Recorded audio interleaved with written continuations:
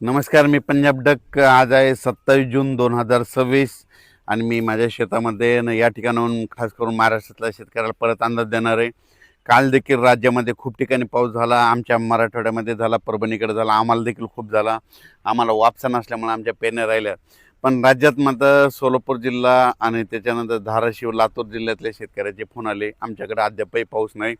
तर सोलापूर जिल्हा, सांगली जिल्हा, आटपाडी हे पंढरपूर आणि लातूर धाराशिव त्या जिल्ह्यातल्या शेतकऱ्याला सांगू इच्छितो की आज 27-28च्या दरम्यान म्हणजे ह्या 3 दिवसामध्ये तुमच्याकडे पाऊस येणार आहे, म्हणून हा अंदाज लक्षात यायचा.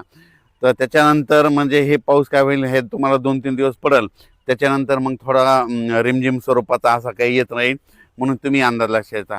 पण राज्यात मात्र 1 जुलैपासून ते म्हणजे जुलैच्या पहिल्या आठवड्यात मात्र राज्यात काय काय ठिकाणी धुमाकूळ पाऊस घालणार आहे, जोरदार पाऊस पडणार आहे. त्याच्यामुळे सर्वप्रथम मुंबईकर, पुणेकर, अकोले, अहिल्यानगर, संगमनेर, ओझर ह्या पट्ट्यातल्या नाशिक, नंदुरबार, धुळे, जळगाव ह्या शेतकऱ्यांनी काळजी घेण्याची गरज आहे.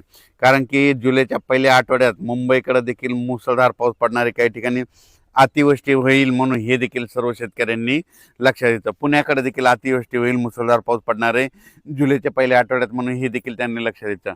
त्याच्यानंतर संगमनेर, अकोला, त्याच्यानंतर शिर्डी, राहता, कोपरगाव, वैजापूर, गंगापूर, त्याच्यानंतर इकडं फुलंब्री ह्या पट्ट्यामध्ये देखील काय होणार आहे ते जुलैच्या पहिल्या आठवड्यात मात्र त्यांच्याकडं मात्र मुसळधार पाऊस पडणार आहे, म्हणून हा त्या अंदाज त्यांनी लक्षात येतात. नंदुरबार जिल्ह्यातले शेतकऱ्याचे फोन आले, नंदुरबार, धुळे जिल्हा, तर की आमच्या भागामध्ये काही जिल्ह्यात पाऊस पडला आणि काहीकडे राहायचं. तर नंदुरबार, धुळे आणि उत्तर महाराष्ट्रातल्या शेतकऱ्याला तुम्हाला एक सांगू इच्छितो, तुमच्याकडं पाऊस लेट येणार आहे, पण तुमचं मात्र चांगलंच करून जाणार आहे. कारण की तुमच्याकडे काय होणार आहे, जुलैच्या म्हणजे पहिल्या आठवड्यात इतका पाऊस पडणार आहे की पहिल्या पावसात तुमचे ओढे नाले सगळे ओव्हरफ्लो होणार आणि त्याच्यानंतर नदी नाले होणार आणि तुमचे जितके जे छोटे छोटे तळे बंधारे सगळे मात्र भरून जाणार आहेत.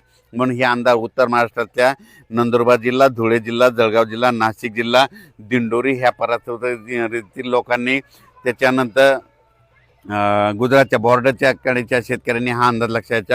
तुमच्याकडे पाऊस येणार आहे, थोडा सगळ्यापेक्षा उशीर येणार, पण मात्र तुमचं चांगला हे करून देणार आहे, तुमची पाण्याची टेबलच वाढवून देणार आहे, म्हणून हा तुमच्यासाठी आनंदाची बातमी.